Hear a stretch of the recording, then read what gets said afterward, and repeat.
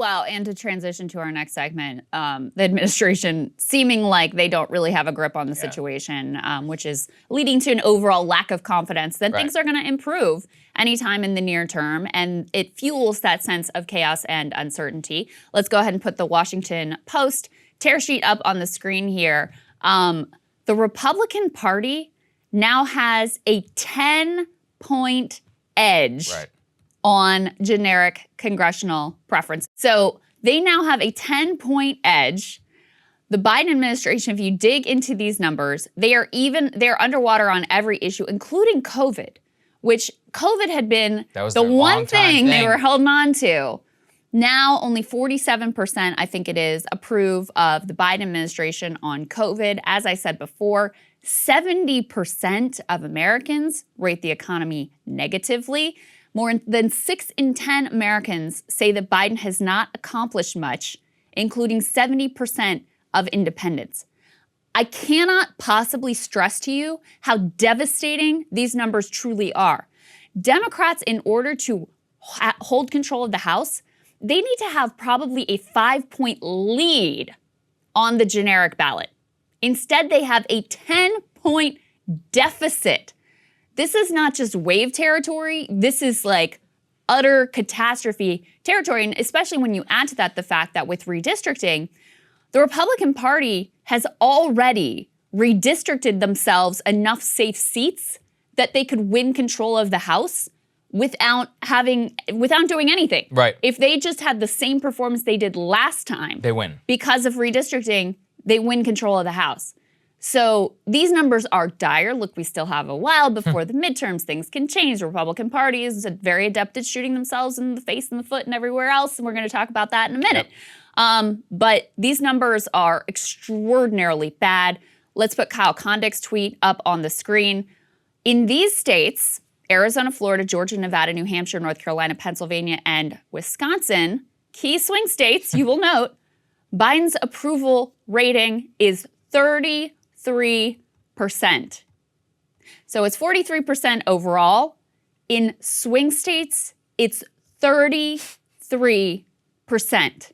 Most of these are states that Biden won last time. Yeah, let that one sink in. And now only a third of the people there think he's doing a good job. And I really think that that number about how 6 in 10, including 70% of independents, feel like he hasn't done anything. Yes. 70% say the economy is not going well and, headed in the wrong direction. Like, you don't need to reach for culture war, CRT, or you can understand the waves we just saw in Virginia and New Jersey just by looking at those few numbers. That's all you need to see. Yeah. I mean, and Josh Kroshauer had that tweet. I believe that's where the confusion was. Please put that one up there. It's the ABC News, yes. And so what you can see is that Republicans have a 51% advantage there on the congressional generic ballot compared to Democrats' 41%.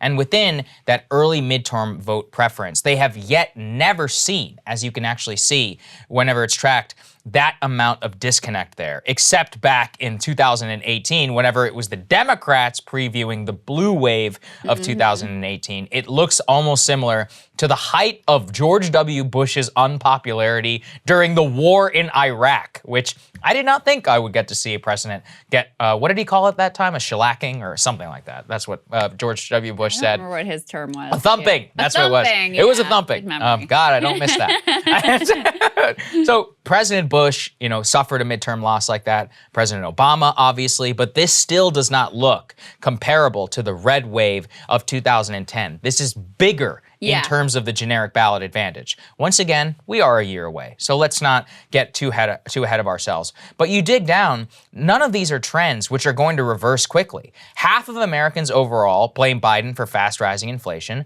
6 in 10 say he has not accomplished much after 10 months in office, including 71% of independents. And in general, 38%, as you said, rate the economy not just negatively, but in poor condition. So having the reversals here that he would need to see a drop in food price, a drop in gas price, which we'll talk about in Ken Klippenstein, very unlikely that we'll see that anytime soon. He would need to see the supply chain crisis disappear overnight. Well, It took 40 years to get here. I think it's going to take a little bit longer than a year to crawl out of that hole.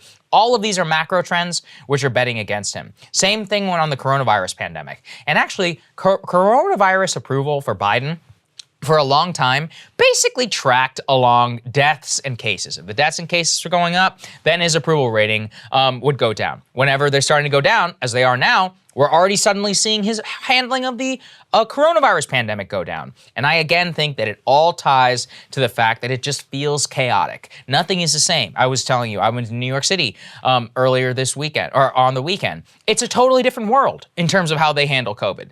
I was listening to a podcast, I can't remember who said it, and they were saying, you know, it's like every city has its own vibe for how they handle COVID. I was in San Francisco, that's one way. Then you're in LA, that's another way. Chicago is another thing. Down in Texas, Florida, Miami, it's like I've traveled enough now to the point where every single one has its own strange way of handling it, customs around masking, the rules inside of which businesses even voluntarily will want this. And that is just chaotic. It's chaos. And so when you have that level of chaos, it just makes you feel like, man, are they ever gonna get a handle on this? It's kind of just exploded across, and it's like, we've been in this 18 months. What exactly is the plan? And I think that's the problem. No seeming plan when it comes to COVID. Obviously, the congressional thing, dead on arrival. Even if they pass it at this point, nobody cares. Well, here, that's the thing is, Democrats are going to hold on to a couple numbers in these polls, which do say that the infrastructure bill and the Build Back Better plan are popular. Way more popular than the Democrats are. The plans are way more popular than Joe Biden, Lord knows Kamala Harris. Either one of them are, or their administration's handling of these issues or whatever. However, we all know that at this point, these things have been stripped down to bare bones so that when they do pass, it's not like Americans are really going to particularly notice. Yeah, they just won't care. Around the margins, a little bit might, if you're one of those people who helps you get childcare, it helps your kid to go to preschool or whatever, those things are not going to get fully implemented for a while either. So it's not like this is going to rescue Democrats. It's too little, too late. That's the bottom line. It's way too little, and they should have done it at the beginning of the administration when they had political capital, when they had that goodwill, when they could keep the momentum going instead of waiting around to get Mitch McConnell on board with your infrastructure plan. They should have just done it. Yeah. And at this point, it's hard to see what is ultimately going to save them. And just to underscore, once again, how bad these numbers are right now, the Tea Party wave, when I ran for Congress and got obliterated, Republicans had a 3-point edge on the generic ballot. 3 points. Yes. Now it's 10. That's why we're trying to underscore the magnitude of what this looks like. This is why we're like, we definitely have to cover this because the numbers are just horrific. They're eye-popping. And look, polls can be outliers, margin of error, it's early, factor all of those things in. But the difference between 3 points in the Tea Party wave in 2010, and by the way, redistricting has made the landscape worse for Democrats, and realignment has made the landscape worse for Democrats in terms of how much of a hill they have to climb and how much they have to win the popular vote by in order to win the House. So yeah, it's dire for them. Very, very dire. Hey guys, thanks so much for watching. That's right. Just as a reminder, you can become a premium subscriber today. Watch the full show completely uncut, our reactions to each other's monologues. You get to listen to it. You get to ask us questions, all that good stuff. Link is right there in the description or at breakingpoints.com. Best of all, great way to say screw you to the mainstream media.